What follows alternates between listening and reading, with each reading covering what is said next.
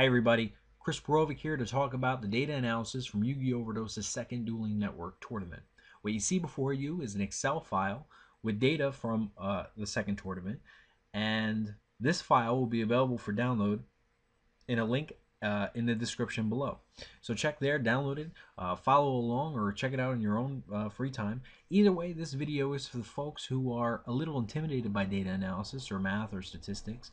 My goal here is to make this content understandable to everybody, and I understand that not everybody likes this sort of thing, but I'm going to go through it as best I can, make it as easy to understand as possible, so that all Yu-Gi-Oh players out there can understand the value of this sort of data. And yeah, let's get started. So you'll see that I've got 6 tabs: metagame composition, match results, etc. I'm going to go through all of these one by one. To start, we're going to talk about the metagame composition. I want to thank, by the way, my wife Evelyn for staying up last night. She did all this metagame composition herself. I also want to thank Dave Everett. Earlier in the week, he compiled all the match results for me and put together the win counts. And I'm really appreciative to both of them for taking care of that for me. Anyway, so what I have here is the original metagame composition, which is the sort of thing that you might see in a European event page. This is the sort of thing they show you. That's what they would show you. This is what I really want to draw your attention to: the overall average metagame composition. And what I mean by that is, I draw upon the discussion I had in the first video about the first tournament's data analysis, and I said, if you didn't already watch it, I guess I have to repeat it, but I hope that it catches on to a point where this isn't lost on people anymore.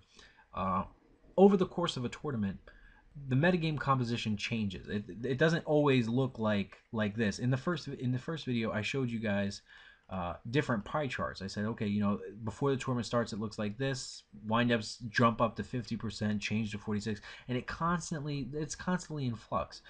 What I've done, instead of showing you a bunch of pie charts, I've taken the average now, and I'm just showing you the average for each value. And the reason that's relevant is because you might, I mean, these numbers don't differ so much, but you might go into a tournament expecting, say, only a fifth of the field to be windups, but it could very well be the case that 40% of your matches are going to be against windups. That's because windups might do better than, for example, worm decks that enter, or anti-meta decks that enter, or burn decks that enter, etc., etc. As an example, you'll see that the final countdown, and there was one guy who entered it out of the 47 that participated. He lost round 1. I think he took his second loss round 3, and by round 5 he was out of the tournament. So your matchup against final countdown is almost entirely irrelevant. It's particularly after round 5, at least in my tournament. And the reason that I count X0, X1, and X2s are those are the only records you can possibly have to remain in contention for top 8. So if you're trying to top 8, which is what this whole thing is geared towards, these are the only relevant decks. So for example, 11 windups started the tournament. By the end, after round 6, in contention for top 8, there were only 6 in contention for top 8. So just you want to look at the trends as the round go on, and again, this is the average. So if you scroll over to the right a little bit, you'll see that of all the possible rounds, and I don't count round 6 because after round 6 you're already cutting the top 8, and the goal here is just the top 8. So you're really only looking from round 5 and before. If you look at all this, these are every round you had some chance of playing against agents. In the first, going into round 1, you had a chance of playing 2. Going into round 2, you could play 2, etc., etc. But by the end of going into round 6, you only had the chance of playing 1, and that's a part of the whole. You had some chance of playing that's different from the chance of playing it here.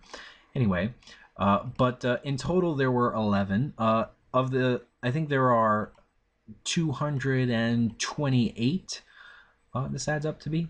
So this comes out to be like a percentage of all the potential matches you could have had.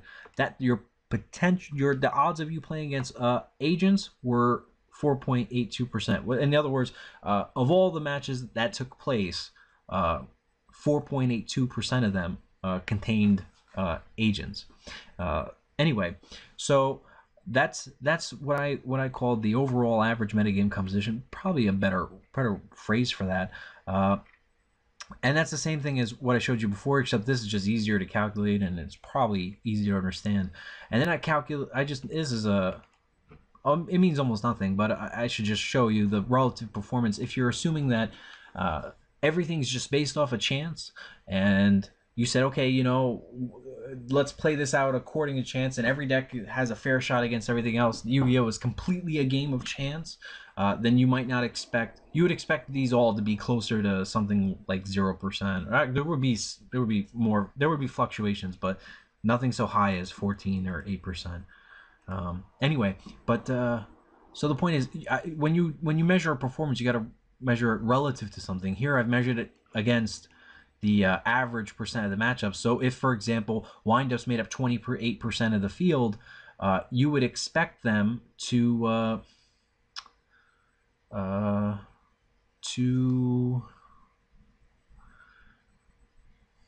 if they're 28% of the matches, you'd expect them to make 28% of top. Similarly, you'd expect not top, but in the last round, the remaining contention, and then same similar argument. If everything's by chance, you can compare it to the original metagame composition. If 5% of the field is such and such, at the end of the round, last round, such and such percent should make up those in contention. Again, if everything was by chance, but they're not. They're different. So the red means that these decks underperformed. Green means they overperformed. Some more so significantly than others. You'll note that windups, I believe, is windups and waters and fire fists performed exceptionally well.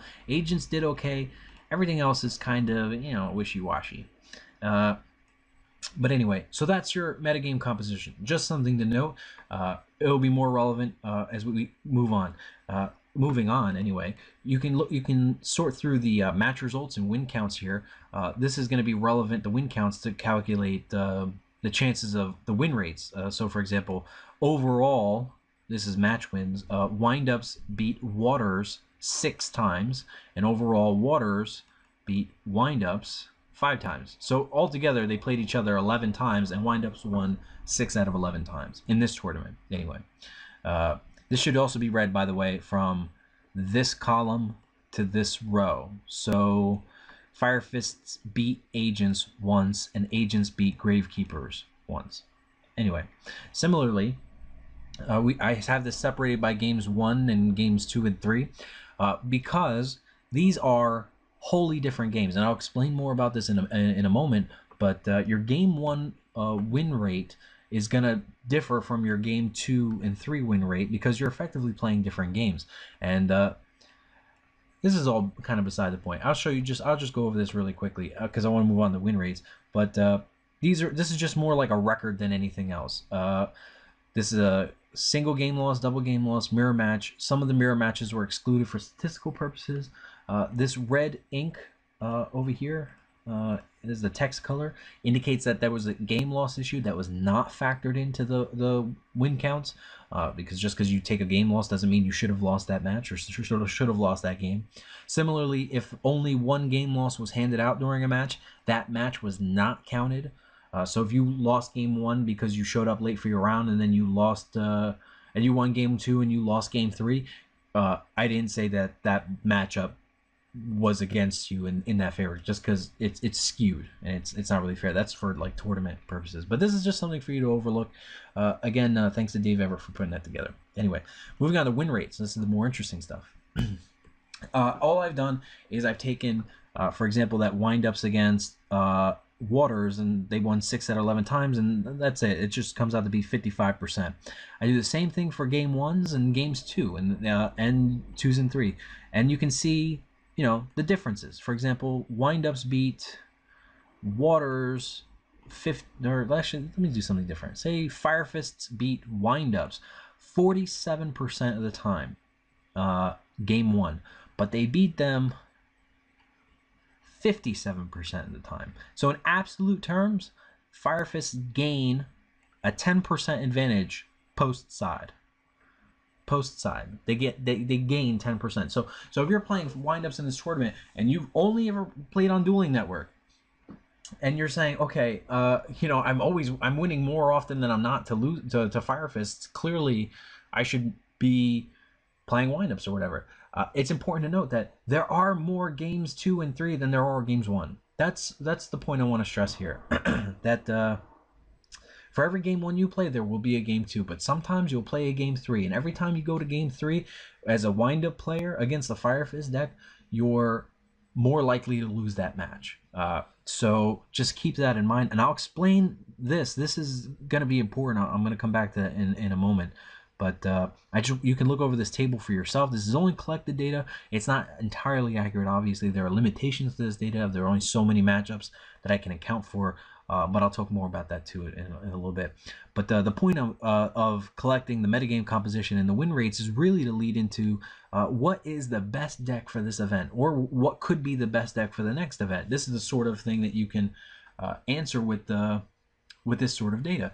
If you look at, and I call this deck type effectiveness, if you looked at the win rates, I put them both here just so you can look at them all at once, overall and by the matchups, you'll see that you can say, for example, agents have a 50% chance of beating agents.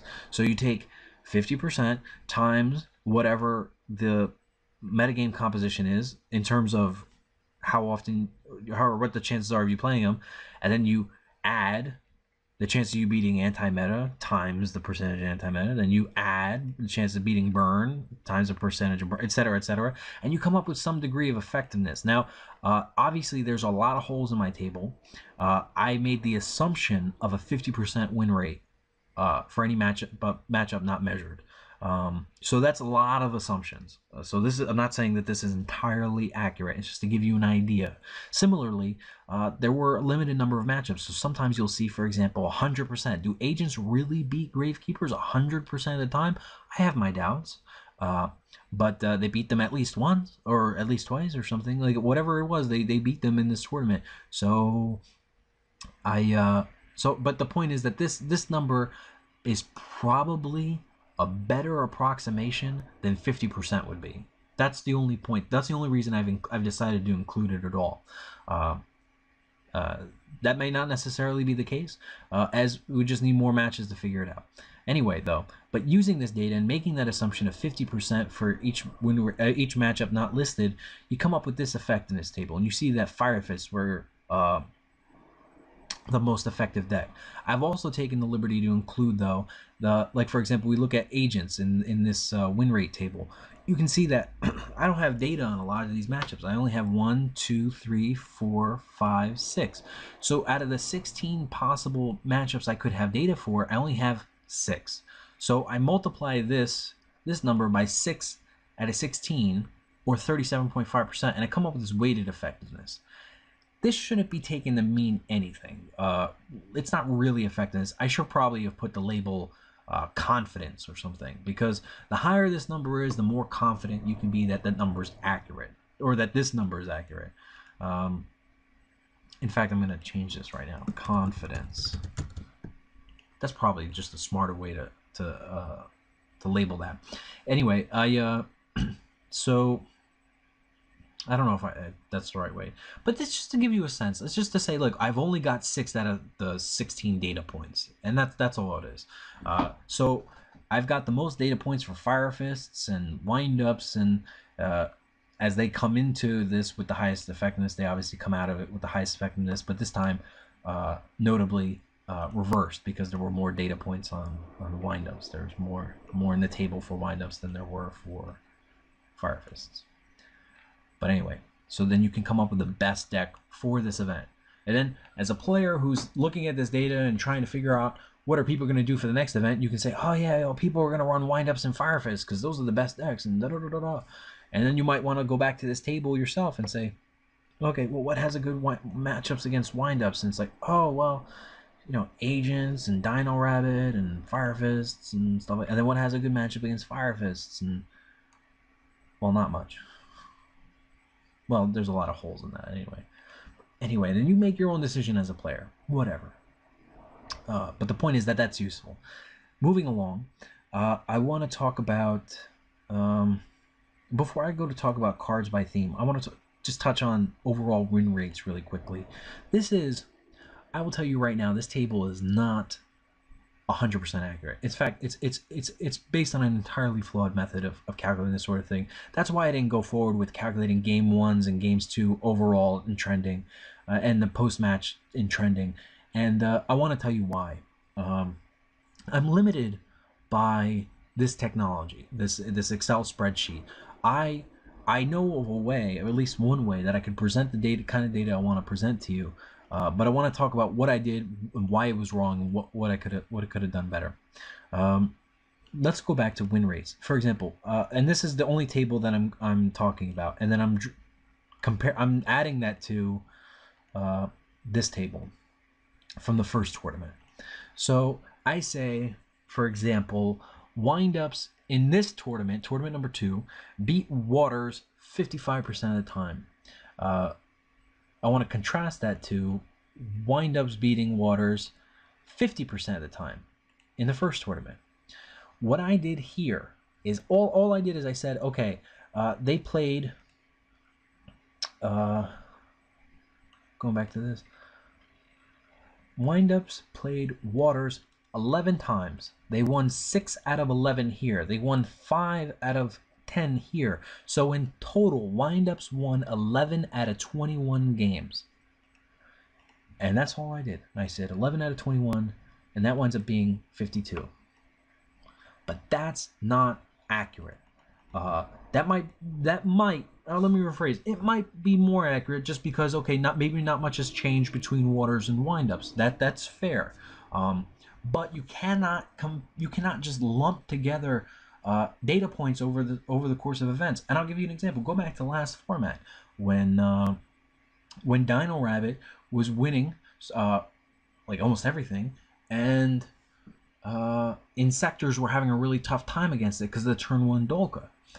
And suddenly, in the middle of the format, Insectors discovered Messenger of Peace because of Billy Brake, and among other people. But all of a sudden, the win rates of Insectors went up against Dino Rabbit. Now, maybe that game 1 win rate didn't change, but that game 2 and 3 win rate, that changed. And that pumped the matchup in their favor, or at least higher up than it was before.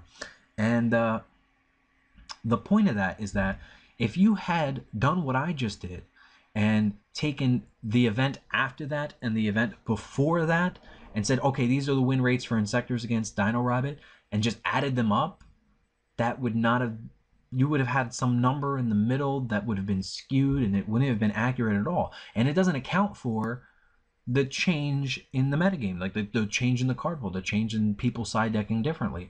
So this is a really terrible way of doing this. The only point I wanted to make by making this was that that overall win rates can change as you have more data to better approximate this sort of thing. Is this the better approximation? I think for the most part it might be accurate. Nothing's really changed so much except for with the introduction of Fire Fists, which changed some side deck choices and whatnot.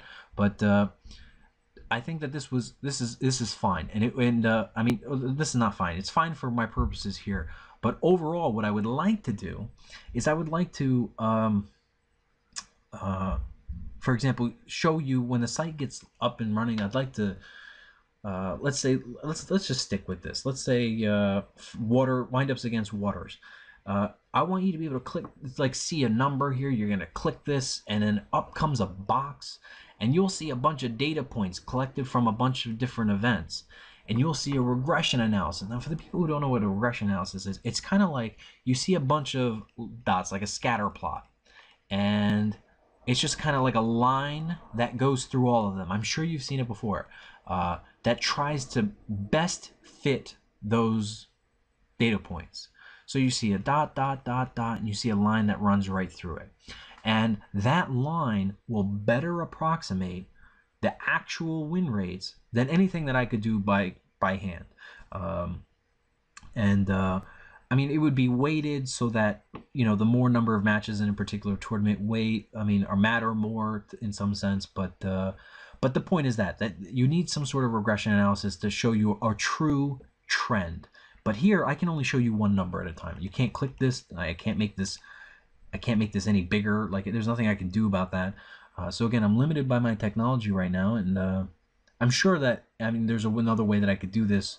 But when the site launches, you can expect that sort of functionality. See some sort of trend analysis. You can also set the scope in which you're talking about to either include from all time, this format, the last events, or the last couple of events, or whatever. And you can get different sorts of regression analysis to see whatever's most relevant. It'll probably default to the current format or whatever. But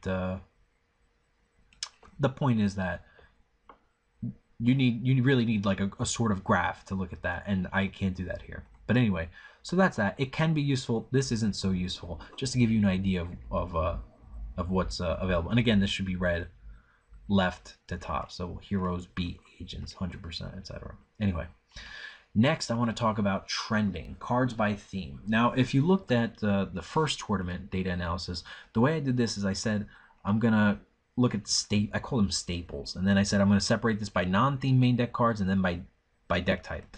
And I realized that for someone who's trying to automate this process, it's very difficult to say what's a theme card and what's not a theme card, and is that going to always be the case? Like, for example, I put Macrocosmos here in non-theme, but you know, Macrocosmos is a deck. You can make it like Dimensional Fissure and stuff like Cyber Dragon can be part of a machine deck. Spirit Reaper can be part of a zombie deck. Thunder King can be part of a Thunder deck, etc., etc. And it's very difficult to say, oh look, like, I mean, it was easy here because most of the field was windups. But as time goes on, I think that the better way of dealing with this is just separating it by theme and looking at it that way. I think it's probably what's probably also more understandable and approachable to most people. So I'm going to keep doing it like this. And I've only included decks that were run by multiple people. I've compared them to the results I had from the trends that I had in Tournament 1 to Tournament 2. And, well, let's take a look. Anyway, so the only ones that were similar to both tournaments were Agents, Waters, and Windups. Again, Fire Fists weren't out yet in the first tournament, so there's no trend to see here. But I mean, oh yeah, and the way that you would to look at all this information, because it says highlight box, you just put your mouse over it, and a pop-up will come up, and you'll see, for example, anti-meta. There were two people who ran anti-meta, so both players, 100%, or two players. If you put your mouse over, you'll see two players. This is what they ran. You can see that, I mean, you can figure this out by yourself. One person ran 2 Spirit Reaper, one person ran 3 Spirit Reaper.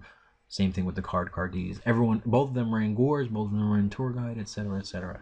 There were no, I didn't go into details about individual players. So anyway, and I tried to limit my analysis, or the trend analysis, to only include players above 50%. This is the one exception. Like, if only 4 players out of the 13 that were playing windups played if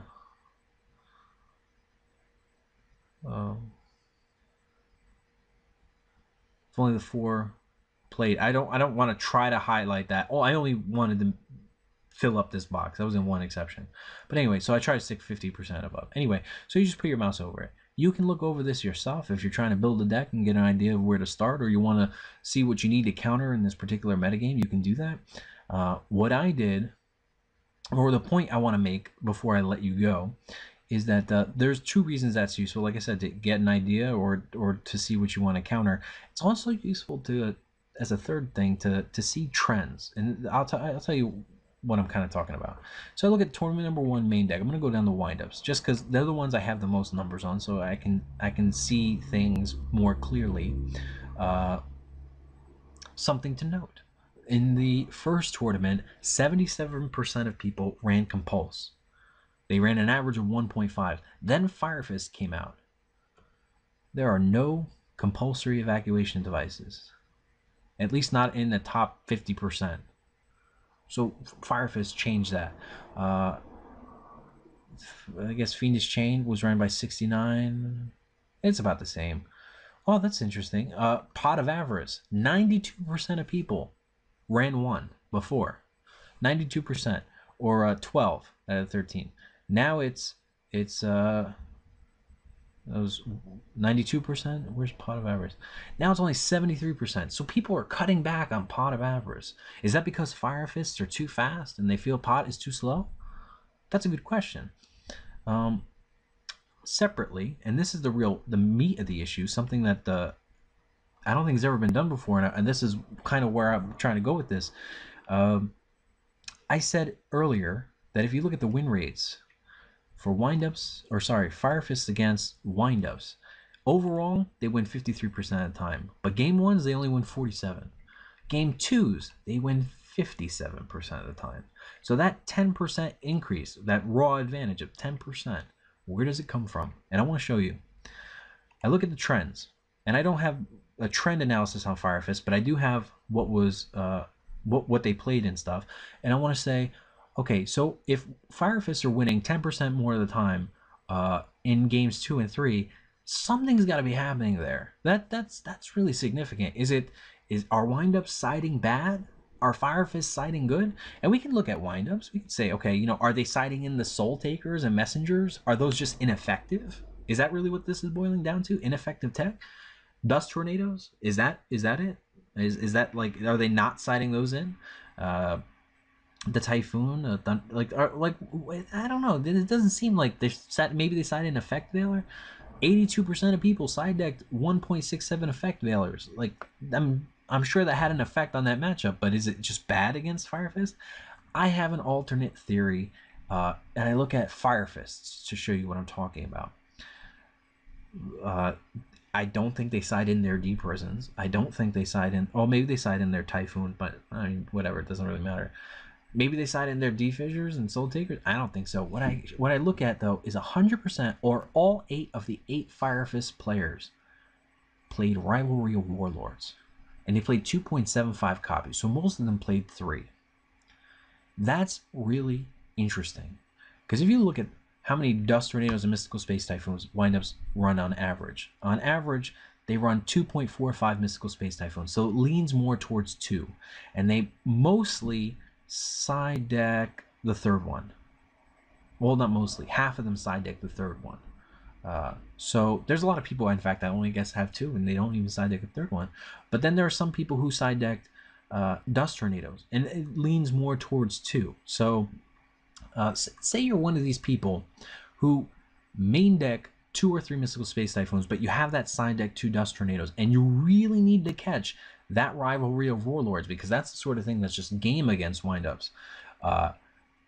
You between your Heavy Storm, 3 Typhoons, and 2 Dust Tornadoes, that's 6 cards. Let's go to Google for a second. Let's type in Hyper Geometric Calculator, and let's take a look at this. This is something I need you guys need to know this, because this is something people overlook. So population size, you have 40 cards in your deck, number of successes in population. If you're the Fire Fist player, we're talking about your odds of drawing Rivalry of Warlords turn 1. Your number of successes are 3, because you only have 3 copies. Your sample size is 6, because that's how many cards in your hand. Number of successes in the sample, all you need is 1 to change the game. And we calculate, and then we see, okay, your probability of drawing 1 or more is 39%. That's your probability of drawing a Rivalry of Warlords. And I know what you're thinking. You're thinking, oh yeah, but that's 39%. It's less than half, and they could have Typhoon sometimes. Well, look, let's put numbers to this, because there's you can calculate this. Hyper Geometric Calculator. And if we're the windup player, and say we've got all 6, 2 Dust Tornadoes, 3 Typhoons, and a Heavy Storm, options available to us to counter that Rivalry of Warlords, which so often means game. We type in 40 for the population size, the deck size, number of successes is 6, because we have 6 of those. 6 in our opening hand, and we only need 1. Now, we're not talking about if they Typhoon our Typhoon, or if we pick the wrong face down and we don't expect the Rivalry to be there, or anything like that. Let's just talk about, look, I know they're going to draw a Rivalry, and I'm going to counter it with my 1 card. What are my odds? They're not going to gorilla my Dust Tornado, nothing like that. The chances of you drawing one are almost 65%. Okay, so you're telling yourself as a wind-up player, okay, I have this great matchup against Fire Fists game 1, and I've got 65% chance of drawing these cards game 2. I should be good, right? Well, I mean, that's not what you need to look at. You need to look at the chances of you drawing none of them, which is this number, 35%. So let's go to Google one more time. Whoops. Stop. Okay. Let's go to Google one more time, and we're gonna do 0.35, which is the chance of the wind-up player not drawing a spell trap removal times 0.39, which is the chance of them drawing. Whoops, that's not right. Which is the chance of them drawing. So you did 0.35 is the chance of you not drawing a Typhoon versus the times the chance of them drawing the Rivalry, and that comes out to be about 14% of the time. That's 14% of the time. Fire Fist against windups, they will open a Rivalry and you will not have a spell and trap removal. 14%. Let's see if that sounds like anything. If that's close to anything. Boom. Fire Fists gain a 10% advantage against windups. Now again, this number may not be entirely accurate. If I had more data points, it'd probably be more accurate. But the point I think it's clear is that Rivalry of Warlords as a card by itself gives Fire Fists I would bet about a 14% increase chance of winning game 1 than game 2. I mean game 2s and game 3. So that's something going into Miami, going into this third tournament of mine, that I would be considered. I'd be considerate of that as a wind-up player. No amount of Dust Tornadoes is going to help me. In fact, often that could just make matters worse. I would consider, if I was playing wind-ups, a transitional side deck into something that is unaffected by Rivalry of Warlords, perhaps siding decking into Heroes. Maybe now's a good time for that. The same thing could be said of Goes and Match. This is the reason why I'm not fond of wind-ups. I mean, there's a great deck. It wins game 1 a lot, and it's fantastic. But you've got to deal with games 2 and 3, and that's very often not in your favor. We can just look at it. Wind-ups. This is actually remarkable. You look at post side, they lose advantage, lose advantage, lose advantage, lose advantage, lose advantage, lose advantage, or same advantage, etc. But this is something that you have to consider. Games 2 and 3 just not for windups, in my view, anyway. Based on this, anyway. So you can look over these cards yourself. Again, just put your mouse over the box and check it out, and browse through the rest of this. If you feel like there's something notable, maybe you didn't like my process, or maybe there's things that I should add for the third tournament. By the way, I'm gonna mark down who went first, and then compare that to see if that has an effect on the game, in the particular in the matchups, etc., etc. Just as I have it separated by games 1 and 2, I'll have it separated in a different sort of way for first and going second. Anyway, this video has been long enough. If you've made it with me through this far, I just want to say thank you. I appreciate that you've taken the time out of your day to go through all this. I want to also thank you for your interest in what I'm doing. This is not easy. It takes a lot of time. And, I guess like, comment, and subscribe, right? Okay. Anyway, take care. Be well.